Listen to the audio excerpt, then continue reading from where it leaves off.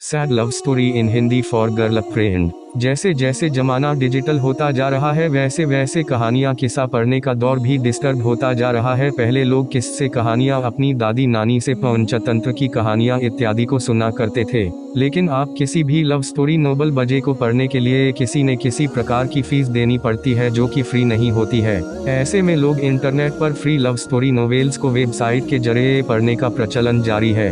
Love स्टोरियाँ तथा प्रेम कहानियाँ शुरुआत से ही ज्यादा पॉपुलर माना जाता है, जिसमें के मोस्ट रोमांटिक लव स्टोरी बहुत ही ज्यादा पढ़ने में मजा आता है और लोगों को आनंद मिलता है। तो चलिए आज के इस लेख में हम लोग sad love story in Hindi for girlfriend की बहुत सारी कहानियों के बारे में जानते हैं। रूबी और रमेश नाम का लड़का एक साथ किसी कॉलेज में पढ़ने के लिए जाया करता था। रूबी का घर रमेश के घर के बिल्कुल भी नजदीक था, इसीलिए बचपन से ही बहुत का प्यारा दोस्त था। रूबी को जब भी किसी चीज की जरूरत पड़ती थी तो वह रमेश से मांग लिया करती थी, और रमेश को जब भी किसी चीज की जरूरत पड़ती थी तो वह रूबी से मांग लिया करता था। ऐसे में धीरे धीरे उन दोनों में काफी ज्यादा गहरी दोस्ती हो गई थी। अब रूबी और रमेश जहाँ भी जाता दोनों एक साथ जाया करता था। वह जब भी स्कूल में पढ़ाई कर रहा था तो दोनों साथ ही स्कूल में पढ़ते थे, और जब दोनों कॉलेज गए तो दोनों साथ में ही पढ़ाई कर रहे हैं। धीरे धीरे रमेश को रूबी की आदत लगने लगी थी, और हर रूबी को भी रमेश की आदत लगने लगे थे।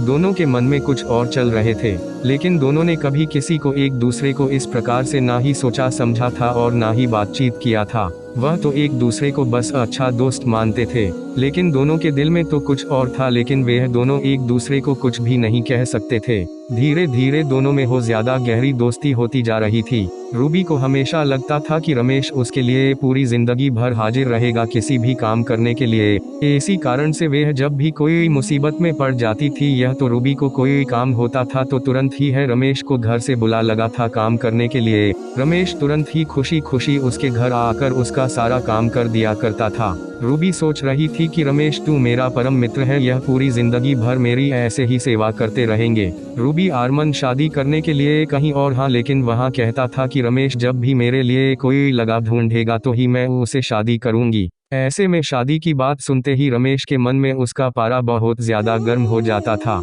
क्योंकि हम मन ही मन रमेश रूबी से बहुत ज्यादा प्यार करने लगा था। आखिर यह प्यार तो होना ही था, क्योंकि वह भी सभी काम रमेश से ही करवाया करते थे। जब भी रमेश के घर में है उसके रूम में रहता था तो उसका कोई भी काम करने के लिए तैयार रहता था। इस प्रकार से कहीं बाहर रूबी का शरीर रमेश के शरीर से टच होकर भी रहा था।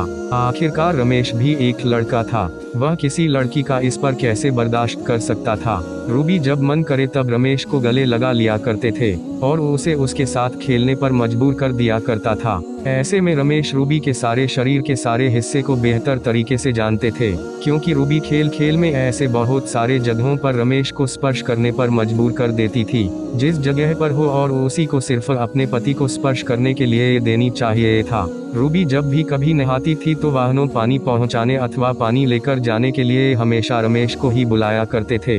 रमेश जब भी पानी लेकर उसके बाथरूम में जाया करता था, और रमेश जब उसके खुले बदन को देखता था तो अपने पत्नी के रूप में उसे स्वीकार कर लिया करता था। रूबी रमेश को अपना परम मित्र समझता था, और वह नहाते वक्त भी और नहा के आने के बावजूद भी रमेश से मस्ती किया करते थे। ऐसे में रमेश को आप बिल्कुल भी रहा नहीं जा रहा था। लेकिन रूबी जब रमेश को कहती है कि मेरी शादी कहीं और करने का मन है तो रमेश का दिमाग बहुत ज्यादा खराब हो जाता है। रूबी जब भी रमेश के सामने अपनी शादी की बात उठा देते तो और हमेशा अपने घर चला जाता था, क्योंकि किसी और से शादी करने के बारे में सोचने से ही रमेश का दिमाग एकदम गर्म हो जाता था। लेकिन रूबी का मन बिल्कुल भी ऐसा नहीं था, हुआ रमेश को केवल काम करवाने के लिए अपने साथ रखते थे। कुछ दिन बीत जाने के बाद रूबी के माता पिता उसकी शादी करने के लिए लड़की देखने के लिए जा रहे थे। इस बात की जानकारी रमेश को बिल्कुल भी नहीं थी। इनकी स्कूल कॉलेज बंद होने के कारण रमेश और रूबी के घर बहुत कम जाने लगा था। जिस दिन और रूबी के घर वाले को उसके ही लड़का देखने के लिए जाने वाला था,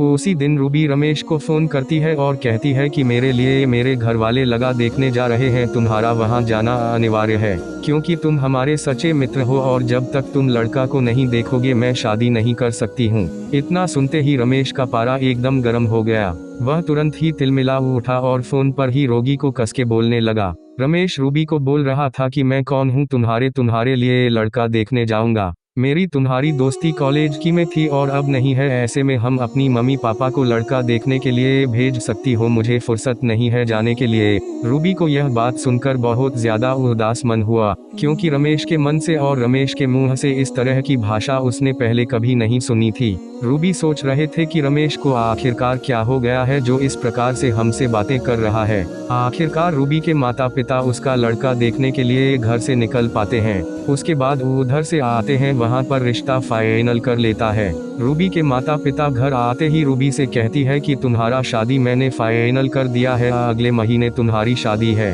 अब शादी की तैयारियां शुरू कर दो, क्योंकि एक महीने किस तरह बीत जाएंगे किसी को पता नहीं चलने वाली है। यह बात सुनकर रूबी बहुत ज्यादा खुश हो जाती है और तुरंत ही फोन लगाकर रमेश को कहती है कि मेरी शादी अगले महीने फिक्स हो गई है, तुम शादी के बाद दिन पहले से ही मेरे घर पर रहोगे और यहाँ का सारा काम देखना होगा। इतना सुनते ही रमेश को बहुत ज्यादा गुस्सा आता है, वह बिना कुछ बोले फोन को काट देता है। आखिरकार शादी भी नजदीक आ गई थी, शादी में आप सिर्फ एक सप्ताह ही बाकी था।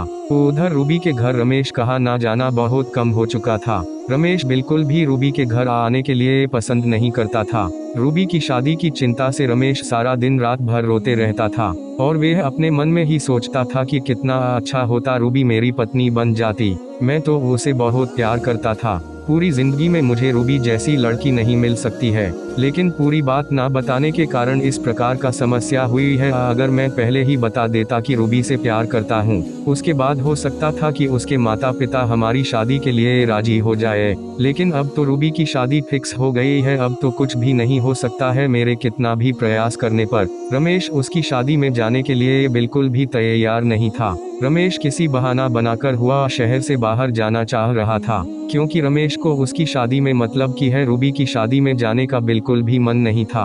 अचानक एक दिन रमेश रूबी को फोन करता है और कहता है कि शहर में मेरा कुछ काम है, मैं कुछ दिनों के लिए बाहर जा रहा हूँ, तुम्हारी शादी में उपस्थित नहीं हो पाऊंगा, मुझे माफ कर देना। इतना ही कहा कारण रमेश फोन काट देता है। उसे बाद रूबी है उसे बहुत बार फोन करती है, लेकिन है रमेश अपना फोन को साइलेंट कर लिया था। फिर वह अपने सफर के लिए शहर की तरफ निकल पड़ता है। शहर में घुसे एक खास जगह पर घूमने के लिए जाना था।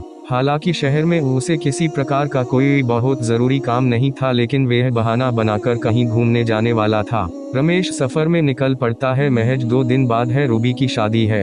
एक दिन रमेश जिस होटल में ठहरा हुआ था उस होटल से कहीं जाने वाला था। जब रमेश सड़क पार कर रहा था तो किसी कारणवश उसकी दुर्घटना हो जाती है। मौके पर बहुत सारे लोग और पुलिस वाले वहां पहुंच जाते हैं और रमेश को उठाकर हॉस्पिटल लेकर जाते हैं, लेकिन दुर्भाग्य था कि रमेश की जान नहीं बच पाती है और वह भगवान को प्यारा हो जाता है। इसी तरह से रमेश का प्यार अधूरा रहता है। उधर होली की शादी धूमधाम से होती है और वह अपने परिवार को लेकर और अपनी शादी को लेकर बहुत ज्यादा खुश रहती है। बीच बीच में कभी कभी रमेश की याद आती थी, लेकिन फिर भी रमेश के ना होने के कारण वे उसे कुछ दिनों में ही भूल गए थे। लेकिन रमेश बिल्कुल भी ऐसा नहीं था, वह भगवान के पास जाकर भी रूबी का हमेशा इंतजार कर रहा था।